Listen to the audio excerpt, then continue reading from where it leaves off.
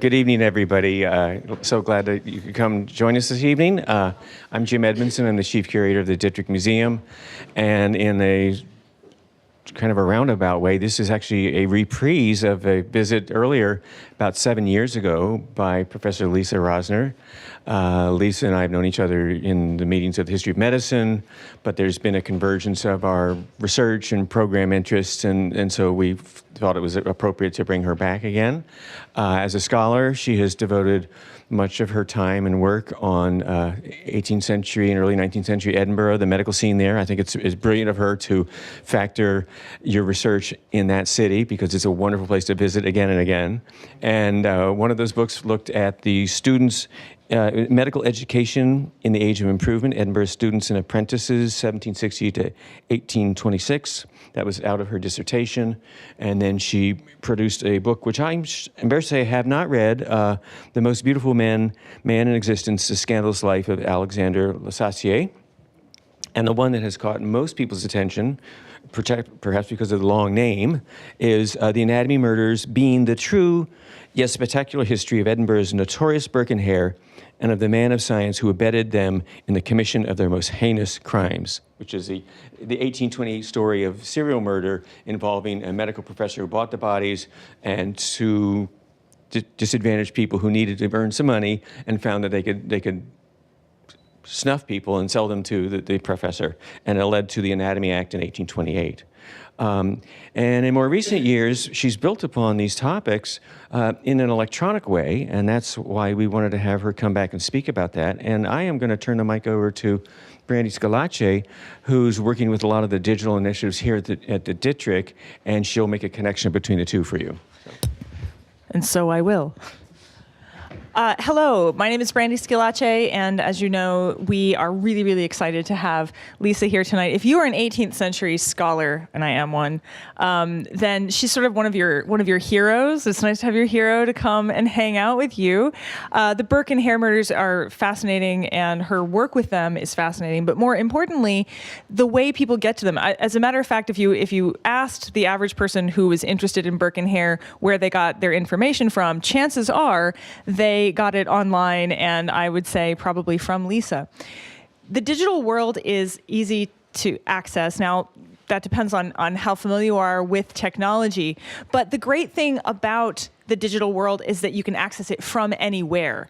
So that means you get to walk down the streets of Edinburgh, you get to examine, you get to go chasing after diseases, you get to be the one who sort of enters into that world in a new way. And we're working on a digital initiative ourselves. You probably saw the big screen out there. We did turn it off for the evening, but where we're trying to give people a chance to walk through the doors of history and wander through the technologies and those spaces and learn more about that story and kind of curate their own path, because I think what the digital offers is a bit of agency.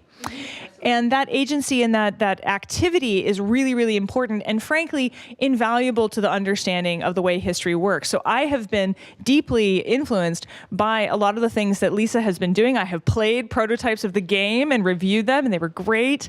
I talked to a lot of invisible, imaginary people online, and it's really been a wonderful experience. I think you'll enjoy what she has to show you tonight, not only because she is an incredibly well-versed scholar who really knows her material, but because she's found a way to reach the public in new and exciting ways. So please welcome Lisa Rosner. Thank you. Thank you very much. I'm really delighted to be back at the Dittrick. I always love coming here, and I love coming to Cleveland.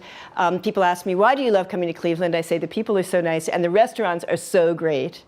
So, and those two things go together because the Dittrick people, Jim and Brandy and Laura and everybody are so helpful and so hospitable.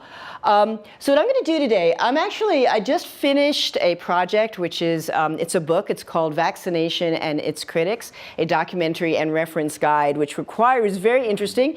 It required me to look at vaccine advocacy and also its opposite number over some 500 years. And what I've done is I've taken that quite large book and condensed it into about a 30-minute whirlwind tour through 300 years of vaccine advocacy.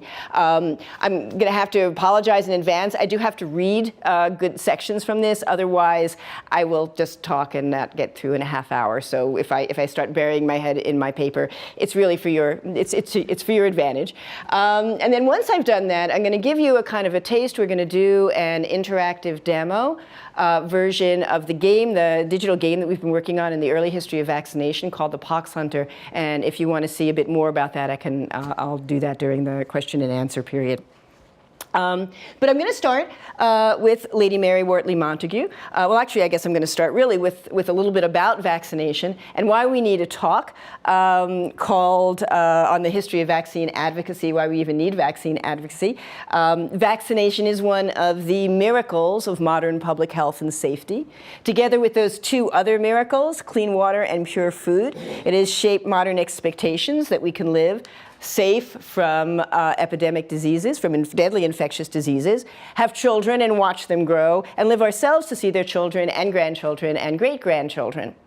So why do we even need to discuss this? I mean, if I said I was going to give you a talk on clean water and its critics, or pure unadulterated food and the people who oppose it, you might think that was a little odd. I mean, you can certainly imagine, we can all, alas, imagine circumstances where there are problems with access to or protection for clean food, clean water. But if actually given a choice, each of us individually, between clean food and water and dirty food and water, we will always choose the pure, unadulterated product. So, and if we think of acting otherwise, our own bodies are going to take over and are going to rid the bodies from, it's going to try to rid itself from with the dirty water or the bad food. So the question is, what makes vaccine different? And that could be a very, very long paper in itself. So I'm just going to focus on one small point for this talk, and it has to do with the idea of herd immunity. And again, I wasn't sure exactly what kind of an audience I was going to get for this, so I will include a definition of it. Herd immunity is the concept that once a certain number of people in a group or community have been vaccinated, then their vaccinations can protect even unvaccinated people, because the disease entity can't find enough vulnerable people to attack. It just doesn't get a toehold within the community. Again, I realize many of you in the audience already know that. Now, I want to make it clear I'm not opposed to the concept. I'm not suggesting there's anything wrong with it. It's really just the term it has a problem with it in the same way there's a problem with another commonly used term, herd mentality. And the main problem is that people are not herd animals. We are not wildebeests. We do not have the kind of evolutionary strategy that leads us to band together so that when the hyenas attack, the majority will be preserved. And actually, I've been told by wildlife biologists that even for wildebeests, it's not that simple. Some human societies over the broad swath of human history are more communitarian than others. But in all cultures, thinking about the whole rather than the individual is very much a learned activity. So what that means in the history of vaccination is that if there's a clear and present danger, if smallpox were raging right there, outside the door, then we would all slam that door shut and we would all band together to be vaccinated, and we would help each other be vaccinated. I mean, again, we can document that happens in communities. But it would have to be raging, and it would have to be outside that very door and not down the street or a couple of states away, because otherwise our instinct is to say things like, well, it's not a big deal, I'll get it done later, I'm busy this day. Has anyone here ever postponed a flu shot? Really? Yeah, nobody? Okay. Come on, I have, I was busy that day. And so if you find yourself doing that, or if you think Zika, it's in Florida, it'll never get out to Cleveland, then you are in fact exhibiting kind of ordinary human behavior. We don't, as a community, think of dangers as picking us out from the herd. It takes a lot of social organization for us to think that way. So vaccine advocates are an extremely important part of public health history, because we need them in the good times to remind us that there could easily be bad, unhealthy times, and we have to be prepared when they come. So the first one I'm going to speak about is Lady Mary Wortley Montagu. And can I just ask how many people have heard of her? Okay. Then this again, many of you know this already. She was the wife of the British ambassador to Constantinople. And in a letter dated April 1st, 1717, though probably actually written slightly a different date, it's about 300 years ago, she provided the first report from an elite European patient's perspective of the Middle Eastern practice of inoculation, or engrafting to prevent smallpox. "I'm going to tell you a thing," she wrote to her dear friend Sarah, "that will make you wish yourself here. The smallpox, so fatal and so general amongst us, is here entirely harmless by the invention of engrafting, which is the term they give it. There is a set of old women who make it their business to perform the operation every autumn, in the month of September, when the great heat is abated. People send to one another to know if any of their family has a mind to have the smallpox. They make parties for this purpose, and when they are met, commonly 15 or 16 together, the old woman comes with a nutshell full of the matter of the best sort of smallpox and asks what vein you please to have opened. She immediately rips open that you offer her with a large needle, which gives you no more pain than a common scratch, and puts into the vein as much matter as can lie upon the head of her needle. And after that binds up the little wound with a hollow bit of shell, and in this manner opens 4 or 5 veins. The children or young patients play together all the rest of the day and are in perfect health to the 8th. Then the fever begins to seize them, and they keep their beds 2 days, very seldom 3. They have very rarely above 20 or 30 pox in their faces, which never mark, and in 8 days' time they're as well as before their illness. Every year thousands undergo this operation, and the French ambassador says pleasantly that they take the smallpox here by way of diversion as they take the waters in other countries. There is no example of anyone that has died in it, and you may believe I am well satisfied of the safety of this experiment, since I intend to try it on my dear little son." So there she is with her dear little son, who took the operation perfectly well and lived to grow up, as did her daughter, who was later vaccinated. This is probably the most famous passage in all Lady Mary's voluminous correspondence, and it probably deserves more attention than it gets, because it is the first example in the Western history of medicine of a mother's perspective on the practice of immunization. We can recognize in Lady Mary an advocate of a kind met very frequently in the history of vaccination, as well as its critics. Celebrities whose personal and family experience lead them to champion one side or the other. She had lost a beloved brother to smallpox. She had also contracted the disease, and though she survived, she carried the scars for the rest of her life, although they're not in any of her portraits. She was not... Portrait painters knew what they were doing. She was not the first European to report on the practice of engrafting. Her family physician in Constantinople actually has that honor, Dr. Emmanuel Timony. He had reported on it to the Royal Society. But seeing a disease so dangerous in Europe, treated as an excuse for a children's party, gave her a cause. She wrote that she was patriot enough to take the pains to bring this useful invention into fashion in England, and when, shortly after her return, smallpox broke out, she decided to inoculate her daughter as an example to other families. The operation was performed with great success. Physicians found Miss Wortley playing about the room, cheerful and well. And as the epidemic raged, Lady Mary convinced her friends, including Caroline, Princess of Wales, to inoculate their children. Having received the royal seal of approval, smallpox inoculation became fashionable practice among British elites. In 1789, Lady Mary's great niece, Mrs. Henrietta Inge, created this monument to her memory.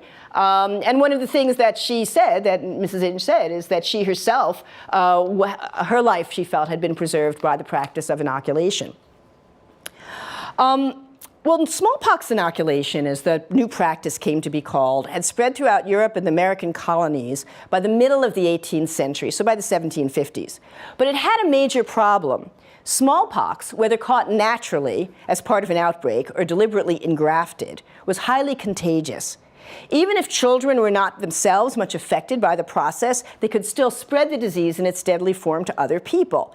And that meant that inoculation was, for all practical purposes, limited to elites, because only they could actually isolate their children to protect both the children and, of course, the rest of the population.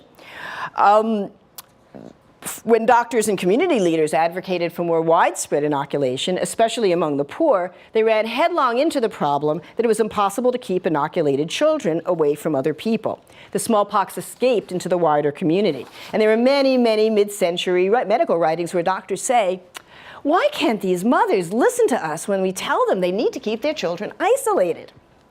Well, one of my favorite advocates not at all well known today, but worth known, is Dr. John Haygarth, who was a physician in the town of Chester in Great Britain. And he's one of my favorites because he figured out that the problem with keeping poor children isolated wasn't stupid mothers, but instead poverty itself. Poor people live very close together. These are actually scenes from Chester of the period, and it's a little bit hard to see, but they're just very crowded tenements as they were in so many towns. Children slept in the same bed. Tenements shared common facilities, so there was no way to keep sick children separate. And once young active children are almost well, it was very hard to keep them home, not only because they were young active children, but also because in poorer families they were expected to go back to work as soon as they could get up and move around. So the problem wasn't medical in a technical sense so much as social. And so what Dr. Haygarth said is, okay, let's tackle the social problem. He started a charity to pay mothers so much per day if they would agree to isolate their children after inoculation. He did what we would now call a pilot study in the town of Chester, and lo and behold, it worked. More poor families than ever before agreed to inoculate their children. Those children were successfully kept isolated. Incidence of smallpox in Chester dropped by 50%. However, charities that give actual cash money to the poor are seldom popular. The Chester system spread to a few nearby towns, but when Haygarth advocated to take it to the national level, Parliament was not interested. That was in 1793. I don't know if you know your British history, but it's the start of the long period of the Napoleonic Wars, which was very conservative in domestic politics. Not a good time to argue in favor of giving money to poor children who might grow up to be revolutionaries. So that is one reason we don't hear too much about Haygarth today. But another reason, if you know your vaccine history, and I suspect you do, is that within a few years, in 1798, Edward Jenner, that's him, not the one in the blue sweater, essentially found a technical, modern solution to the social problem of contagion among the inoculated poor. I did want to share this because it was our bright, sunshiny day in London, which is a thing to be marked. Again, Jenner's method, as so many of you know, used a mild skin disease, cowpox, to protect patients against the much more dangerous disease, smallpox. Cowpox was not contagious, it was never fatal, and when inserted into the skin at the point of a lancet, it worked as well as smallpox itself to prevent the deadly disease. And Parliament, which had refused to subsidize Haygarth's charity, granted Jenner £10,000 for his discovery. And I would like to mention that Dr. Haygarth was a strong supporter of Jenner and his new technique for all of his life. Jenner's practice spread around the world, gave us a number of striking images, like this one, which is, we have Jenner and his doctors in modern dress for the period on the right, and they are beating back the old-fashioned inoculators using the old smallpox virus. And as you can see, Jenner is walking softly and carrying a small lancet, as opposed to the old-fashioned doctors that are carrying big, bloody lancets. He also gave us, cows became a image that are frequently replicated in art from this period. This is the image of Jenner's cow, and also poetry. This is just one form of poetry, form. The couplet is from a poem called "A Reckoning with Time." Thou, meaning time, gavest us smallpox, the dragon now that Jenner combats on a cow. And just to let you know, that was frequently found in anthologies throughout the 19th century. Well, with the invention of vaccination, properly so called, because again, many of you know this, the term vaccination actually comes from the Latin form of cow. It is variole vaccinae, pox of the cow, and then it just became the general term for what is more properly known as immunization. Vaccine advocacy really split into two paths. One came from governments, especially those with strong authoritarian or paternalist traditions in public health. And for an example of that, we can go across the channel to Napoleon Bonaparte. Napoleon had great admiration for Edward Jenner's work on vaccination, which saved the lives of so many of his soldiers, or preserved the health of so many of his soldiers, more properly speaking. And he also had an excellent eye for self-promotion. He tended to issue a lot of medals commemorating himself for whenever anything good happened, not just battles, founding of universities, whatever it was. This was the founding of the French Vaccine Institute. So we've got Napoleon on one side, we've got La Vaccine here. This is Asclepius. This is Venus de Medici, which Napoleon had recently looted from Florence. We have a cow. And here's a lancet. And this is, again, a French version of the kind of cartoons and broadsheets that were also very common in England. This shows you healthy children who have been vaccinated. They have bandages around their arms. This is Jenner beating back death. And this is a very sad and unhappy apothecary because he's losing his business because now all of the children are healthy and don't need him. Another example, again, slightly less well known, of successful vaccination from above occurred in Sweden. Sweden was, in early 19th century terms, a very large country in terms of mass, but with a small population. That made it vulnerable to invasion and indeed sedition. And the kings and ruling elites were extremely interested in vaccination as a way of preserving the health and well-being of their subjects and thus of their armies. Responsibility for vaccination was turned over to medical and civil authorities who made the common sense observation that since it involved small children, they should put it in the hands of people who regularly came into contact with small children. At first, in a very strongly Lutheran and again paternalistic country, that meant Lutheran ministers. And so when Swedish families brought their babies to parish churches for baptism, they would also be vaccinated, usually not by the minister, but by a vaccinator paid for by the parish. By the 1840s, local midwives, who still delivered most of the babies in Sweden, were authorized to offer vaccination as well. And the result was that Sweden had one of the highest vaccination rates and lowest smallpox rates throughout the 19th century. But what happens when countries are not ruled by kings or emperors and thus cannot be compelled, and people cannot be compelled to vaccinate? What do vaccine advocates do then? Well, of course, they turn to the media. As we can see, if we cross the Atlantic, we're still in the early 19th century and turn to the voice of sweet reason from that very reasonable city, Philadelphia. This is a one-page broadsheet that was published. I'm going to zoom in a bit. It gives a table, a comparative view of the natural smallpox, inoculated smallpox, and vaccination and their efforts on society. And there's a lot of text, but here's what is summed up. It is that if you wait to get the natural smallpox, it's attempting to cross a large and rapid stream by swimming when 1 in 6 perish. If you get the inoculated smallpox, again, the old system using the smallpox virus, it is passing the river in a boat subject to accidents where 1 in 300 perish and 1 in 40 suffer partially. And in case you're getting tired of all the numbers, here's the point about vaccination. It is passing over a safe bridge. And that was signed by many of the famous physicians of the city who were all prepared to inoculate the poor, vaccinate the poor for free at the Philadelphia dispensary. And I'm going to give you an opportunity to see what patients might have seen of that when we play the game later on. Okay, again, we're kind of moving forward in time. War has always been, in its way, a vaccine advocate. A whole series of 19th century wars, the Crimean War, the Civil War, the Franco-Prussian War, the Spanish-American War, the Boer War, demonstrated time and time again that vaccinated troops survived where non-vaccinated did not. In the 1870s and 80s, the scientific research of Louis Pasteur and Robert Koch ushered in what historians sometimes call the golden age of vaccines. And this is the period that really created the modern sciences of bacteriology and epidemiology. Their value was shown in yet another war, the Great War, or as we now call it, World War I, where for the first time in human history, more soldiers died of battlefield wounds than of disease, thanks to vaccination and sanitation. And that was very much noted at the time. The Great War had been over barely 2 years when Harper's Magazine produced their handsome 12-volume pictorial library of the World War. Volume 8 was devoted to the inventive and industrial triumphs of the war, using clear language and very clear, high-quality imagery to depict military transportation and medical innovations. Key to this new inventive war were the people Harper's referred to as sanitary engineers, whose job was to provide an effective fighting force by keeping military personnel healthy.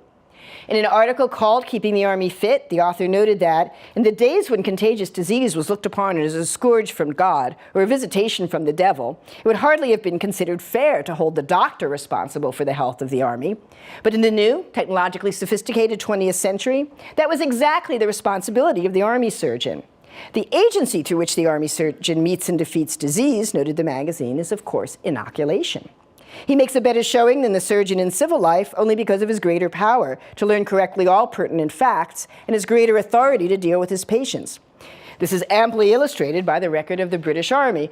In an earlier war, they had 58,000 cases of typhoid and 8,000 fatalities. In World War I, in contrast, they only had about 400 cases of typhoid. 300 of those were people who had never been inoculated. The difference was simply a matter of inoculation. And so if we're looking for a golden age of vaccine advocacy, when in fact, well, who would think to disagree? It might well be the period from World War I through the 1930s. Many at that point were still alive who could remember the death-dealing trio of smallpox, diphtheria, and typhoid, as well as the hero scientist trio Louis Pasteur, Robert Koch, and Walter Reed. And I think it's at 1937, William Dieterle's film, The Story of Louis Pasteur, starring Paul Muni, was the first film biography to focus on a scientist rather than a political or military figure. Has anyone seen it? The Story of Louis Pasteur? No? Yes? Good. Glad to hear it. You should all watch it. Available on DVD. It really established the conventions of the scientist hero film, the microscope slide. Frequent microscope slide images, the controlled trial, the opposition from authority, the beloved wife or girlfriend saying, no, don't do it, it's not safe. That's not what she's saying here, but she does in another scene in the film. The film actually borrowed many of the existing images that were available at that time. These are real images of Pasteur. And another film did the same. This is Edward G. Robinson and Dr. Ehrlich's Magic Bullet. Again, actually not precisely about vaccines, but certainly speaking to the image of medicine in the age. Have you all seen that one too? Anybody? No? Well, it's a great film. And again, very much based on, and you wouldn't think Edward G. Robinson could look so, if you're not familiar with him as a scientist, would look so much like Paul Ehrlich, but in fact he did. Walter Reed was portrayed in a movie which is only just out on DVD, and I may be the only one in the room who has actually seen this. I don't know that I recommend it as a movie, but it is, again, it is a kind of part of the trio of great names of science. Many of the people involved in it went on to, are better known for other things. The screenplay was written by Sidney Howard, who went on to write the screenplay for a movie called Gone with the Wind. Maybe you've heard of it. Louis Stone, who played Major Walter Reed, is best known as Judge James Hardy, Andy Hardy's dad in the Mickey Rooney series. Anyone can remember that? And in the Hirschfeld cartoon for the play, not the movie, it's a little hard to see. Some of you may recognize that. It's an actor who became very famous, but this is his first dramatic role. It's a very young James Maitland, Jimmy Stewart. In the 1920s, a new and enthusiastic supporter joined the ranks of vaccine advocates, the Metropolitan Life Insurance Company of New York City. And I didn't realize until I got here that actually you have a number of MetLife exhibits right here in the Dittrick. Insurance today is really a great social institution, declared one MetLife executive. The insurance company is simply a medium through which aggregations of individuals protect themselves against the risks and contingencies of life. They're particularly involved in the fight against diphtheria, which according to the statisticians of the country cost the country $200 million in medical costs and lost wages for parents, and that's $200 million of 1920s dollars. And so MetLife donated money and advertising materials to a number of different diphtheria campaigns. They partnered with the Boy Scouts, and these advertisements are taken from the boy's own life. The Lucky Babies advertisement depicted a world of loving, attentive parents, healthy children, and doctors who are only a phone call away. Lucky babies whose mother knows enough to get them vaccinated. This is, again, it's hard to see, but this is two adorable children saying, "Daddy, why are we going to the doctor? We're not sick." And Daddy says, "Because you go to the doctor in order to keep yourself from getting sick later on." They combined their messages with, again, very attractive images of middle-class life. This is, again, one of my favorites. This is a coloring book, the ABC Book of Health for Children. It includes happy, well-fed children breathing fresh air. A is for air, that we breathe day and night. It must always be fresh to make us feel right. Growing up strong and tall, I is for inches, and of course, drinking milk. M is for milk. You need plenty, but not tea or coffee before you are 20, and generally enjoying good health. Naturally enough, most of the vaccine advocacy literature was focused on parents who were encouraged to think of health as a consumer good, like the food, clothes, and books they provided for their families. And vaccine advocates generally made the same assumptions that other advertisers did in this period, that mothers stay home and look after their children while fathers go out to work. When Dr. William Champion of Case Western Reserve School of Medicine wrote The Medical Information for Social Workers, he painted a picture of life with a sick child that might make many a mother wish for vaccines for all of these diseases. When a child is ill at home with a contagious disease, he wrote, there are a few general measures of isolation that may be suggested. The child should be put to bed in a room by himself. Other children should be excluded and no one permitted to enter the room except those responsible for the care of the child. This will usually be the mother. When she leaves the room, the mother should make a practice of washing her hands carefully, and in the case of some of the diseases, she'll even be required to wear a gown. The child should be fed in the room and not taken out of the room to the toilet. You can think about that if you have been home recently with sick children. Direct appeals to fathers took a different approach. The Treasury Department of the U.S. Public Health Service issued a series of pamphlets on public health concerns. So the Treasury Department, I think that's really interesting. It's called the Keep Well series, and the one on vaccination is subtitled An Excellent Form of Health Insurance. It assured Mr. Citizen Worker that he could get the same protection for his family that is given to the boys in uniform. Can you afford to lose from 4 to 8 weeks' pay, the pamphlet asked? Do you know what a case of typhoid costs in money and suffering? Get vaccinated today. It is good insurance. And what about a child's eye view of vaccination in the 1920s and 30s? For that, oops, sorry, I have to keep up with myself. That we can go to Carl Sandburg's Rutabaga Stories. Has anyone read the Rutabaga Stories recently? No? It's great. Read the Rutabaga Stories. When Bimbo the Snip's thumb stuck to his nose when the wind changed, that's the title of a story, his father sent for the ward alderman. The ward alderman sent for the barn boss of the street cleaning department. The barn boss of the street cleaning department sent for the head vaccinator of the vaccination bureau of the health department. The head vaccinator of the vaccination bureau of the health department sent for the big main fixer of the weather bureau, where they understand the tricks of the wind and the wind changing, who solve the problem. And in this section, I think Sandburg is very cleverly reflecting a young child's view of the world, where a person who could make the wind change was much more exciting than a person who gave an injection, let alone a person who cleaned streets or who sat in an office all day. Well, for this too, actually, I didn't realize until I got here that there was a Cleveland connection with Balto, because Balto is now in the Cleveland Natural History Museum. I didn't realize that. The thing about Balto is this: while middle-class American children in urban areas between the world wars had ready access to modern medical care, it was not actually true of poor children or those in remote areas. And again, I think you all know the story of Balto. He's one of the lead dogs of a team of sled dogs that took diphtheria antitoxin some 650 miles over the Iditarod Trail. It ordinarily would have been a trip of something like, I think it's 25 or 25 to 30 days, and they did it in 5.5 days in blizzard conditions. Newspapers loved the story. The lead dog, Balto, became a national celebrity. That very same year, a sculptor was commissioned to create Central Park's statue of Balto. You can find it in Central Park. And again, as many of you know, Balto himself ended up back in Cleveland. But what the movies and the statue leave out is that however heartwarming Balto's story is, it really should never have happened at all. As the follow-up public health report made clear, the real problem was lack of access. Alaska needed public health infrastructure, and it needed more coordination across its vast territories. There had been no central authority who was authorized to keep track even of what health care was available, let alone the extent of the population and its public health needs. As a result, Alaska residents suffered what in any other part of the rapidly modernizing United States would have been a major public health disaster. And as the governor of the Alaska Territory put it, after the loss of valuable lives, thousands of dollars were spent in an effort to remedy a situation which should not have occurred. So that's the other side of Balto that they, for some reason, left out of the animated movie. Well, access to vaccines is one of the ongoing problems. And it continued to be a problem right through down the 20th century and indeed into the 21st. Access to vaccines or lack thereof was at the heart of Dr. Mary Guinan's experience with the smallpox eradication program in India in the 1970s.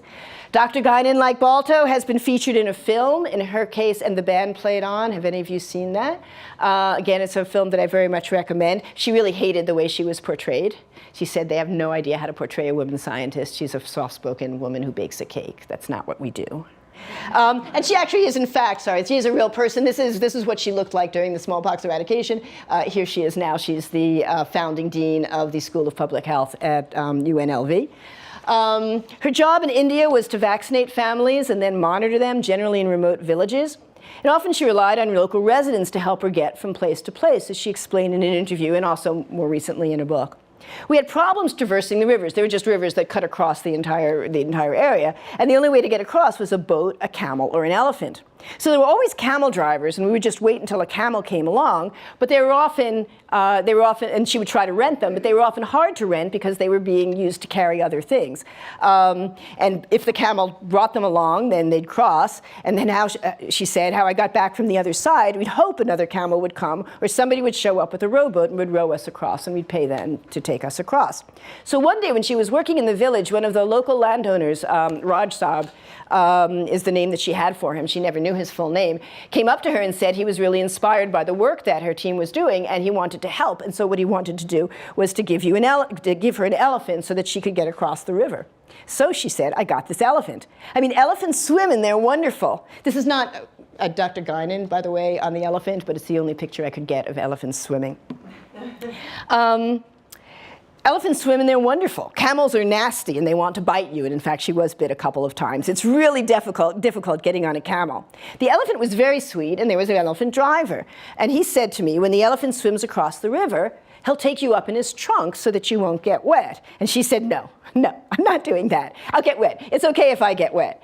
So when they would go across, first the driver would go, and the elephant would carry the driver in her trunk, and then swim back, get Dr. Guinan, who would get on the elephant's back and go across. And then when they wanted to come back, all they had to do was to call the elephant, who would come and pick her up. And when it was time for Dr. Guinan to return to the United States, she said with regret, I gave the elephant back to its owner. I didn't take it home. But the receipts for paying the elephant driver are actually in, the kind of CDC archives, and she got teased about it for much of the rest of her career there, that they had to pay for her elephant. Well, there's one major aspect of vaccine advocacy I haven't touched on yet, and that's fundraising. The March of Dimes campaigns, again, many of you are familiar with this, were set up to promote research and treatment for polio, are considered to mark the beginning of modern fundraising, where every small sums are put together and people collect a lot. Children, as you know, were urged to donate a dime to help other children, and the March of Dimes collected as many as 7 billion dimes. President Franklin Delano Roosevelt, FDR, was a polio, as polio sufferers recall, and he wholeheartedly contributed to this effort. He said in a radio broadcast on his birthday, "My friends, my heart goes out in gratitude to the whole American people tonight, for we have found common cause in presenting a solid front against an insidious but deadly enemy, the scourge of infantile paralysis. It is a very glorious thing for us to think of what has been accomplished in our own lifetime to cure epidemic diseases, to relieve human suffering, and to save lives. It was by united effort on a national scale that tuberculosis has been brought under control. It was by united effort on a national scale that smallpox and diphtheria have been almost eliminated as dread disease. And we expect through scientific research, through epidemic first aid, through dissemination of knowledge of care and treatment, through the provision of funds to centers where the disease may be combated through the most enlightened method and practice, to help men and women, and especially children, in every part of the land." And again, as most of you know, that's why it's FDR on the dime. Well, with new media came new types of fundraising and advocacy. This little girl is Joanne Kelly, who caught polio at the age of 2, and she became a March of Dimes poster child from 1953 to 59. Her main job, she said later, was to smile and look happy when they wanted me to, and also to look sad when they wanted me to. The shoots always went very fast, and my pic was in every New York City paper. I was on the Ed Sullivan Show a couple of times, also the Sid Caesar Show. She posed with Eleanor Roosevelt, Dr. Salk, and of course, Elvis. She was photographed here. This is the Ed Sullivan show where Elvis sang "You Ain't Nothing But a Hound Dog." And so she was photographed kissing Elvis. She really didn't like it. I mean, she was 6 or 7. Elvis, she later recalled, though, did offer her a lot of different things, a lot of presents and so forth, but her parents always refused those kinds of offers. And this was shortly before she stopped being a poster child because she was well enough and she went back to school. And her main regret was that she didn't contact Ed Sullivan again when she was 13 and the Beatles were on his show because she was a big Beatles fan and thinks that she might have been able to get on. By that time, this is the early 60s, advocacy by both entertainment, by the March of Dimes and other advocacy groups had become a kind of a part of life. These are all early 60s posters, and they have that kind of 60s vibe. And again, they may be familiar to some of you. I can remember some of them from my childhood. And advocacy continues. Having brought this up more or less to my childhood, I'm going to quickly skip ahead. To the internet, these are, you can do what I did. You can do a Google search to find out what celebrities are vaccine advocates here. Kerry Russell, Amanda Peet, John Oliver, Jennifer Lopez, Christy Yamaguchi.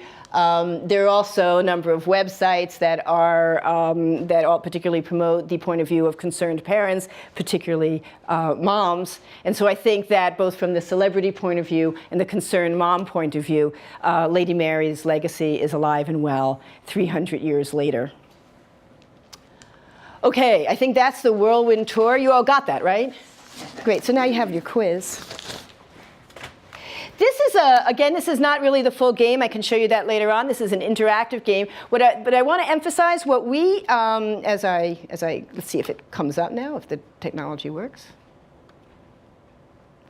And yes. Okay, what I did is I distilled the interaction part. One of the key things we wanted to emphasize was the interaction between a doctor and a patient and the strategies that you might use as a healer in the early 19th century. It takes place in Philadelphia to try to convince someone to be vaccinated. And it's taken from actual resources from the period. I can talk more about it. I'm going to go pretty quickly through it because I realized that I did not quite keep to my half-hour limit. So your job, you're a doctor, and it's your job to use Edward Jenner's new technique of vaccination to stop the virus that's spreading throughout Philadelphia. You can try to attract patients in each of these neighborhoods, but you have to be very convincing. And you can only go to a neighborhood if you have a letter of introduction, because that would have been true to the period. You didn't just knock on someone's door and say, "Hi, I want to vaccinate you." You had to get a letter of introduction. So we are starting you out in a good place to start with a letter of introduction in Washington Square to Dr. Benjamin Rush, who, as many of you know, is a real person and is very polite. He says to you, "Good day to you, doctor." And you say, "Good day to you, sir. It's an honor to meet you in such a prominent physician and courageous signatory of the Declaration of Independence. I'm here to vaccinate you against the smallpox epidemic that now rages. I am grateful for your concern." Rather than read all of it, I'll just kind of give you the highlights. Why do I need further treatment? Okay, what strategy would you like to use? Do you want to flatter Dr. Rush, or do you want to inquire? I'll take the first person that answers. Inquiry. Okay, I heard inquiry first. Okay. Try to keep track of the ones that you've chosen. Do you take an interest in the practice of modern medicine? It's a good choice because what you want to do is establish a rapport, right? You want to talk to the guy so that he's more likely to agree with you. I do take an interest. I've read of Jenner's discoveries. His novel methods have bred both friends and enemies as quickly as rabbits beget more rabbits. What technique do you want to use now? Scare. A lot of people like scare. It's actually a very good strategy if you remember my first mention about if smallpox is raging. You would play dice with the last enemy, then you are a brave gambler. What do you think? Did it work? You want to find out? Okay.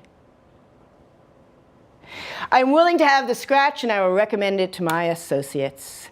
Congratulations! You have vaccinated Benjamin Rush, and he has used his influence to convince other Washington Square residents to be vaccinated. So this area is now vaccinated. As you can see, there are little flames here which indicate the disease.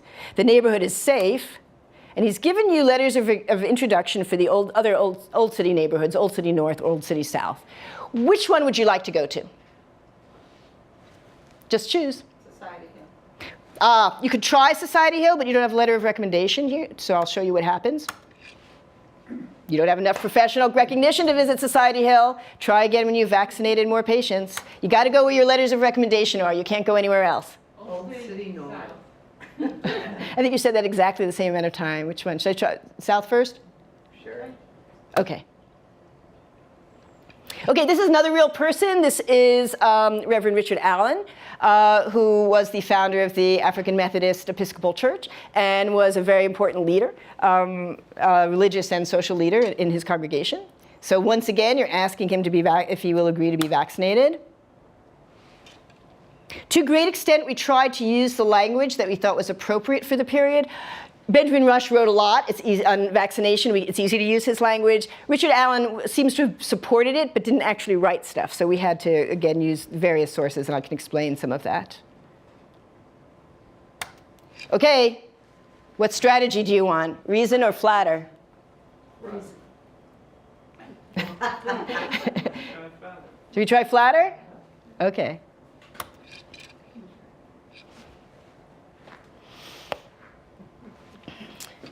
Surely the Bible does not actually condemn vaccination? Uh-oh. It's beneath you to use flattery. You have to be careful. People don't want to feel like they're being played. Would you like it? A man that flattereth his neighbor spreadeth a net for his feet. I will overlook this, for your work is honorable, but you cannot complete it alone, for the task is too great for one mortal. Okay. So which one do you want to use now? What strategy? Empathize? Okay. Good choice. So once again, you're kind of back. You've got the rapport going. He's being, saying there's a way in which you might aid me and yourself by attending church more regularly than you do. We actually play tested this with high school students, and they actually really liked the pushback that they got from the characters. But congratulations, it's worked. You have, he has also agreed to be vaccinated. You're doing a very good job of working your way through the networks. There, again, some of these choices work better than others. So, should we keep going? No, due north. Okay, due north, because that's what you still have a letter of recommendation, of introduction for that. Now, this is someone who can tell by the background is not of the same social status, and that's reflected in the language, because you wouldn't say "my good man" to someone who's your social equal. And that's your response. Okay, what do you think? Command? Actually, commanding is, in fact, a very good strategy for medical care. There's such a thing as being too nice, as again, some people in the medical profession may be aware. Okay, so you're insisting, right? Okay, getting some pushback. Scared.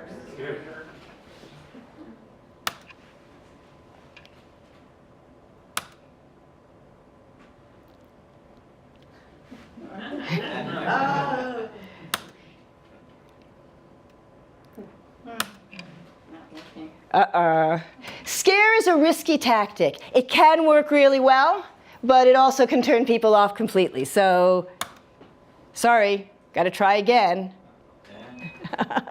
What I'll do, because I want to leave time for questions, is I will walk you through. For this one, you have to do a kind of combination of strategies that isn't necessarily going to work for all, but if you chose command, which is the more forceful strategy, you want to back off a little bit and use reason. Now, in the full game, there's more opportunities to kind of tailor this, but I'm going to just kind of move through. And there you are. But the more that you that you succeed in some of these neighborhoods, the harder it gets. It actually follows Philadelphia, and it follows in 1802, and it follows today. The more safe that people feel, the harder it is to convince them to be vaccinated. So you've got 3/5 of the city, but now it gets tougher. Would you like me to continue? You want to carry this through to the end, or should I speed it up? Speed it up? Okay. Then, again, Elizabeth Drinker is, again, a real person. She was sympathetic to inoculation, but she was not particularly sympathetic to young, brash doctors who tried to make her do things or to talk down to her. So, empathize or inquire? Inquire, okay.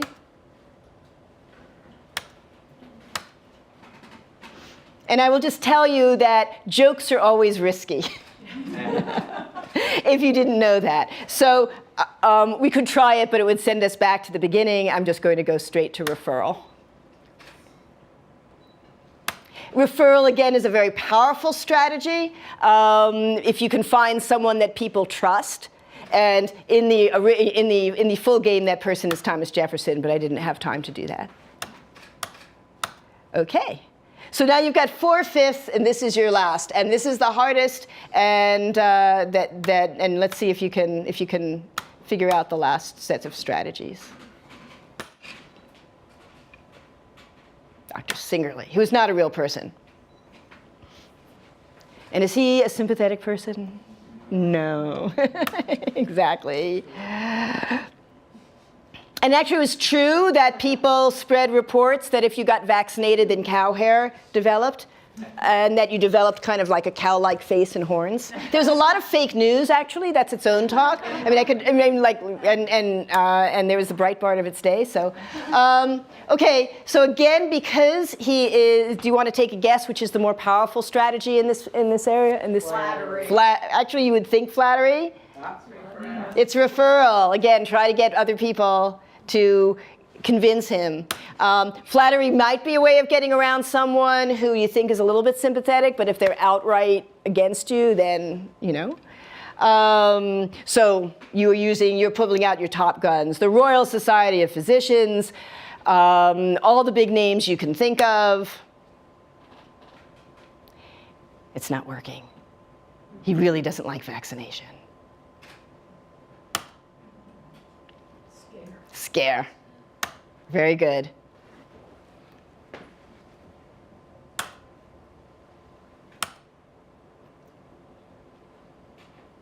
And now he's really angry.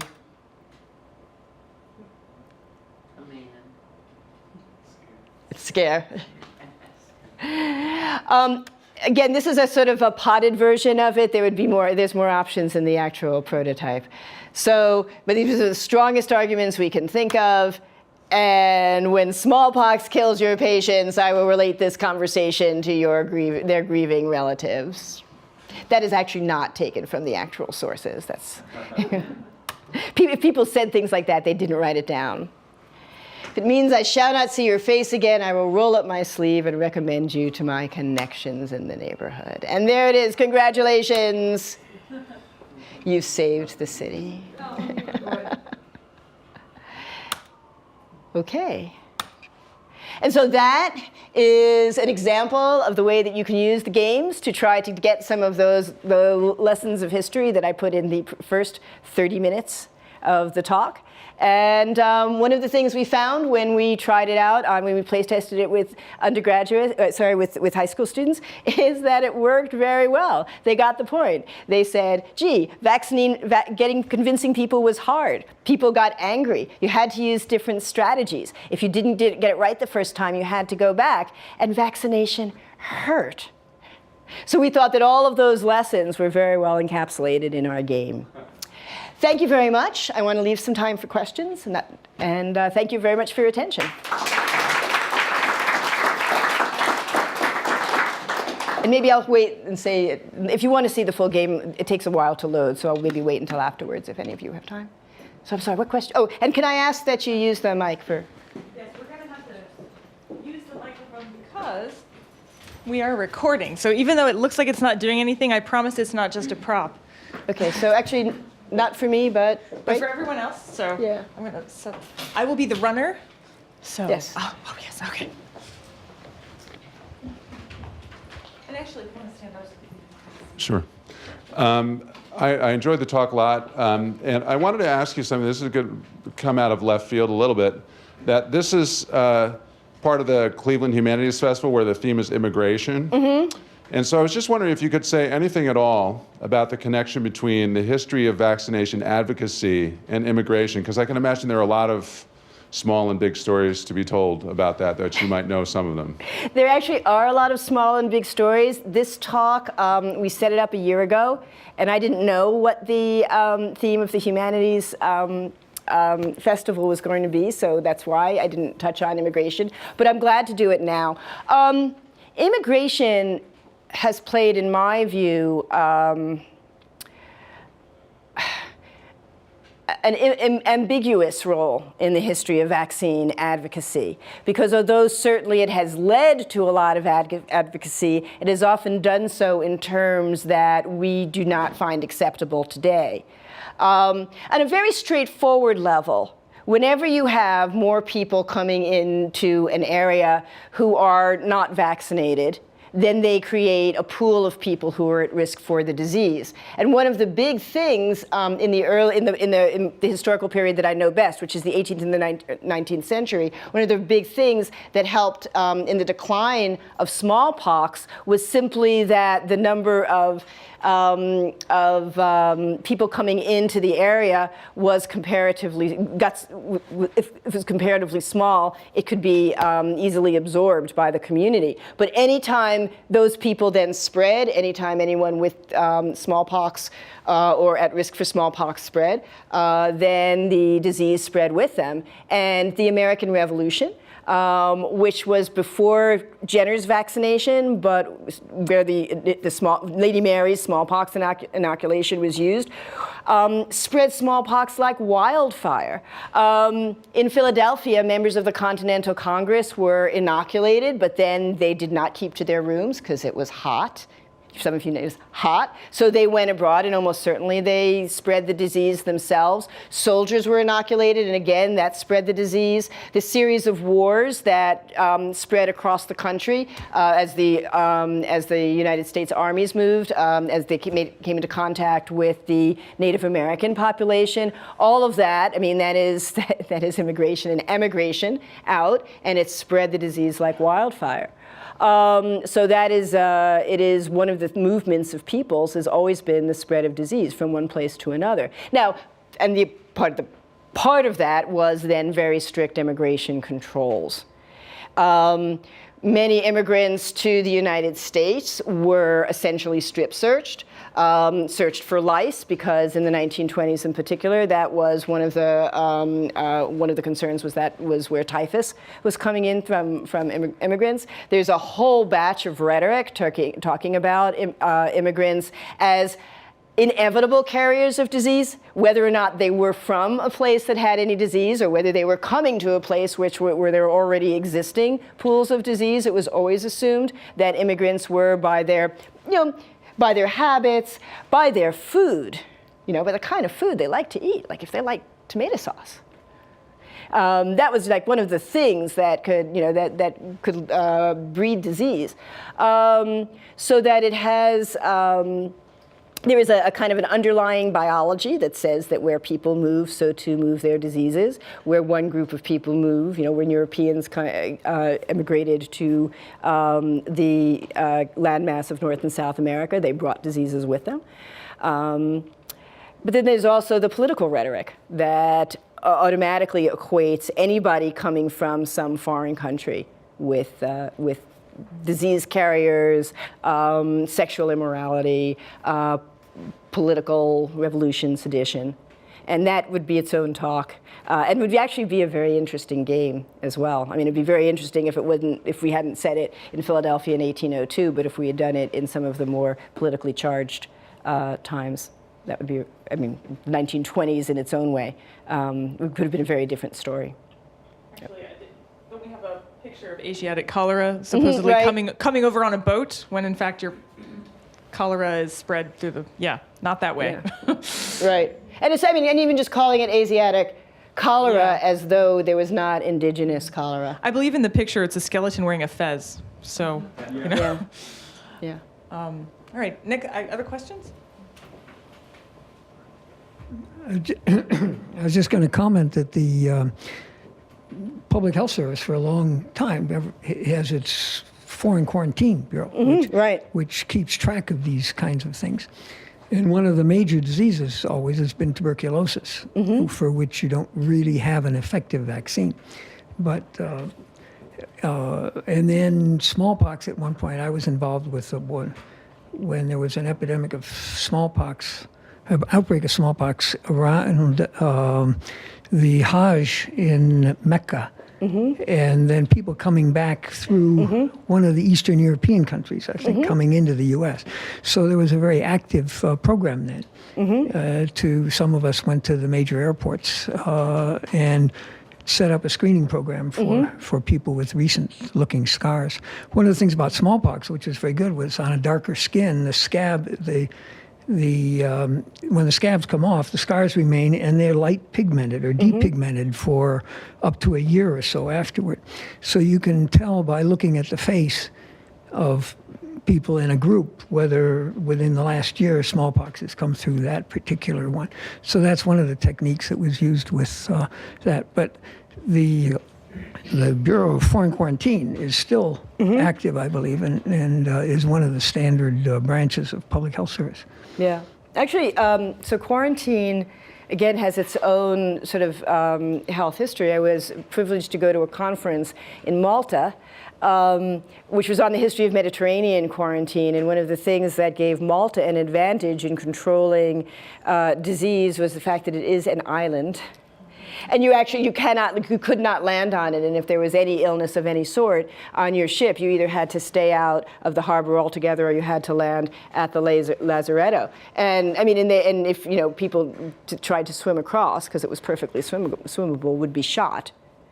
So that is one solution to the problem of limiting disease. But one of the things that happened, again, and this was in the 18th and early 19th century, but one of the problems that arose is as technology changed. When the ships were no longer sailing ships, when they were steam ships, and when they were steaming their way across the Atlantic, it meant that the ships could land before the diseases like yellow fever, for instance, presented. And so the ships could move much faster than the signs and symptoms of the disease could. And it, again, it's the same problem we have today. We are only a plane ride away from many diseases and that are not going to present themselves. And so, again, the problems of quarantine have their own technological component that are extremely important in public health.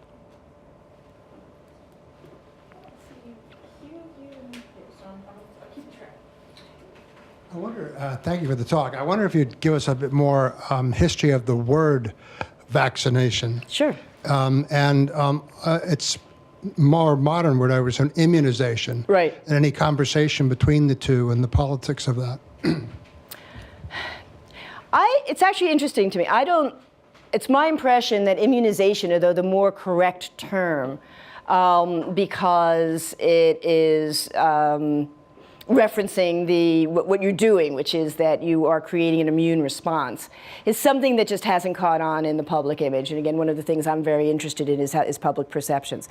But I can certainly tell you the history of vaccine, because it is, again, sort of a human history, the name vaccine. So smallpox, variole, had a proper Latin pedigree. And when you studied medicine in the 18th century, whether it was in a university or anywhere, you would have learned the Latin name as you would have learned the Latin name for other things. So whooping cough was pertussis. And that's the way proper educated scholars referred to it.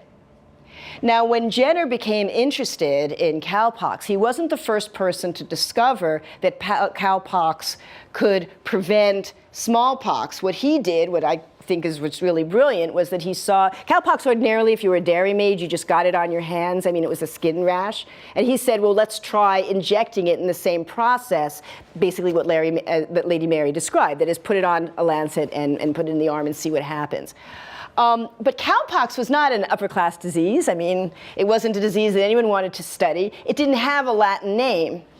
So in order to give it respectability, to say, so that it could kind of have equal weight with the disease that he was trying to prevent, he invented a Latin name for it, which was variolae vaccinae, and all that is pox of the cows. Excuse me, I am not good in Latin, but I'm not, truthfully, don't think Jenner was particularly concerned about the quality of the Latin. He was trying to make a point of, trying to kind of give it a pedigree, and that's the way he referred to it. So I've been looking at the the various medical journals from the period, and there's a period of time where it's just being called, the previous term had been inoculation, it's inoculation with cowpox. Then between about 1801 and 1802, the journals start calling it vaccination, and that seems to just have been the time when the term, which once referred to the cow, started to be used for the method. And then later on, with Pasteur and Koch, something that had nothing to do with cows whatsoever. Again, the method, the idea that you are injecting someone with a disease in order to create an immune response, that name got carried over. Now, Jenner, actually, there was, as I said, fake news in this period. Jenner's bête noire, to use that term, was a guy by the name of Benjamin Moseley, who was a crackpot of the first water. But he was a very voluminous writer, and he started a journal, and he wrote all of these scurrilous stories about what happens to people who get vaccinated. And he used a different Latin term, and again, the Latin term he used was lus bovilla. Now that is a clear reference to lus venerea, venereal disease. And so it was disease of venery is what lus venera is, venereal disease. And so what Moseley did was he called it instead of calling it cowpox, variolae vaccinae, he called it lus bovilla. Again, that's disease of the cows. It's just a slightly different derivation, in order to, again, give it a very scurrilous reference, to suggest that there was something bestial about that, and again, bestial having sexual overtones as well. So there was a whole big Latin fight, which is now pretty obscure for those, except for those of us who get a kick out of investigating it, over precisely that term. And over whether when you were injecting, but the idea behind it that you're putting something into your body that doesn't belong there, Moseley tapped into something really, really powerful. And that's an image that, again, we've seen for the past 200 years. Yes, in the original inoculation method, variolation or whatever it's right, called. Exactly right. Yeah, how did they make the vaccine less harmful? I mean, they were taking it from sick people, I suppose. Yeah. And also, the more interesting question is, how did the Turks discover this? I mean, this is not obvious, to say the least. Actually, the second one is a really interesting question that I don't know the answer to. I don't think that anybody does. It seems to have been a kind of a folk practice that was in place for several centuries. Yeah. There was a book about. Okay. In a book about Cotton Mather and the Royal Society and the smallpox outbreak in Boston in 1721, yeah. Yes. It was suggested that it was a folk practice in Africa, in some parts of Africa. That has been suggested. Again, that's been very hard to pin down. One of the things is I'm a very documentary-based historian, and a lot of this goes to oral traditions. So one suggestion is that it was Africa. It actually could be the same thing because, of course, there were Arabs trading in Africa for many centuries.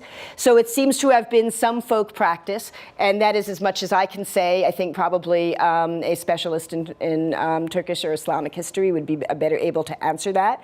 But as far as how they took it, that actually we do know. So in any case, smallpox was endemic in the population, and it's very contagious. And any time it was around, there were going to be more severe cases and less severe cases. And so they would take it from a child who, the worst way it could be, and these are pictures that you can easily find, is when children were covered with smallpox and it was encrusted. And that was the pox of the least favorable kind, because it was most likely to end in a fatality. But in fact, even without any kind of inoculation or any other practice, sometimes there were mild cases. And so those were the cases that, again, both the folk practice and the process of variolation, of inoculation, kept going. You went to, you looked for a kid who had a fairly mild case, and you took that from them, and then you kept that going, essentially like sourdough, if you want to think of it that way. I mean, there was a starter. And because smallpox is so contagious, it wasn't very hard to kind of keep the process moving along.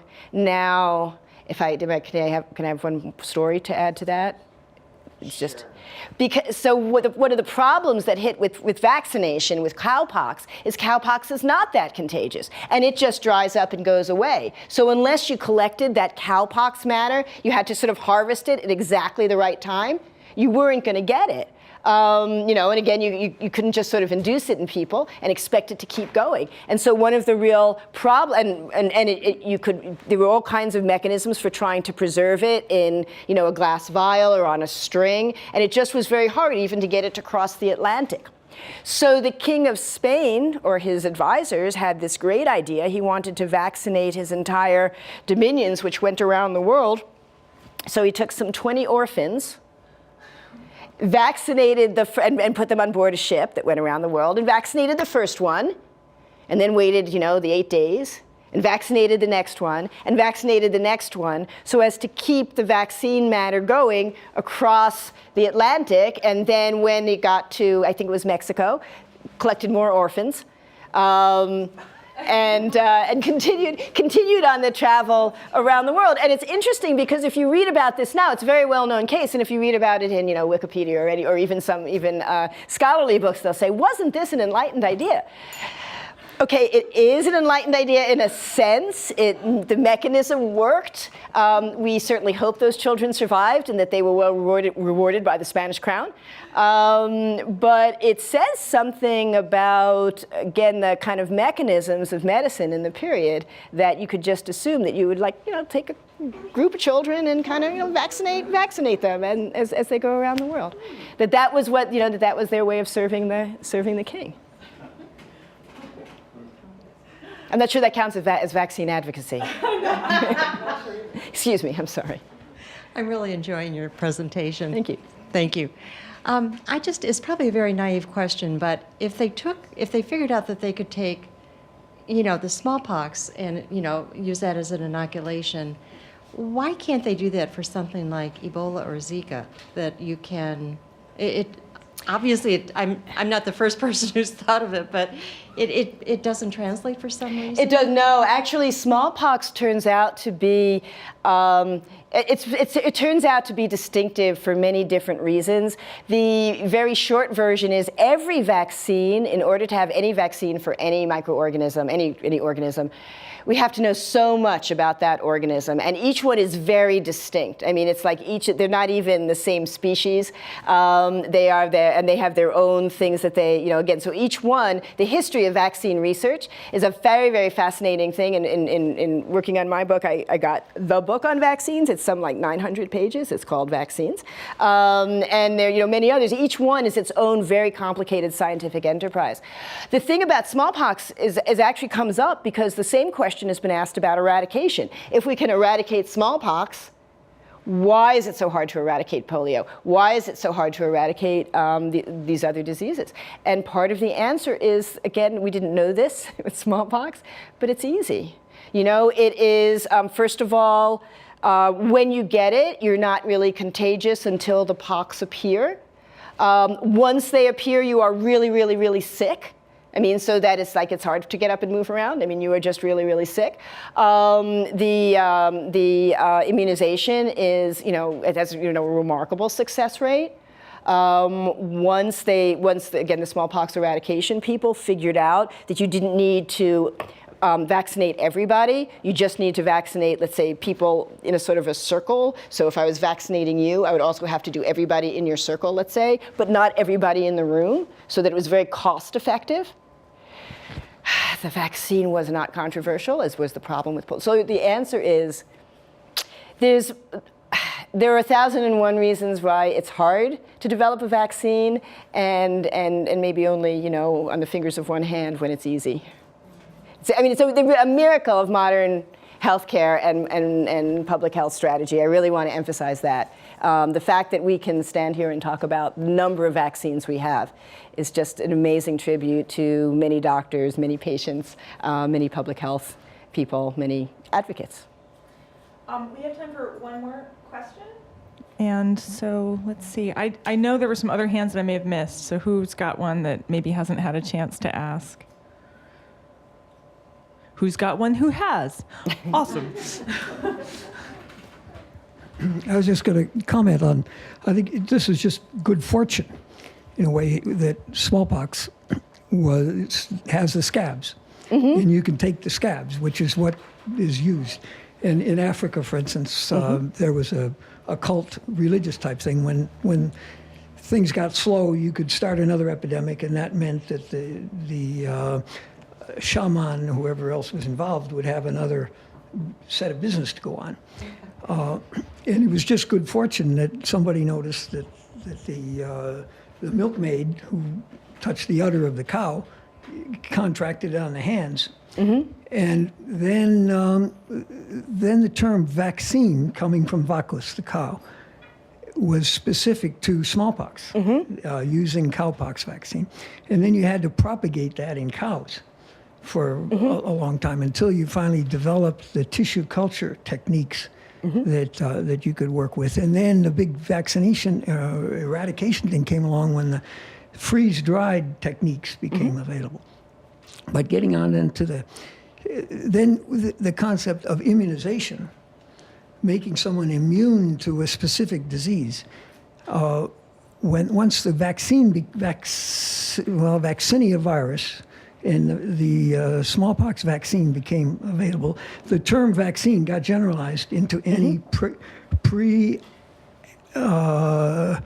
prospective active immunity by giving the immunologically specific material to a non-immune host who would then be able to develop immunity. There was another interesting comment that came along about why this one works. So why can't you eradicate anything else? Well, then you can get into yellow fever, the history of yellow fever, which had a very good vaccine. And there was a big thing about eradicating yellow fever, and pretty much did that in the human population. And then it turns out that monkeys carry yellow fever. So you would immunize a group, but then they would go back into the forest as part of the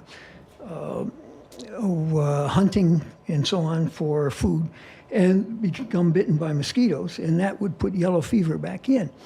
And the sort of fortunate aspect is, in misfortune, is that cowpox, for instance, is not transmissible between man, but within man, but variola is. And yellow fever could go both ways again.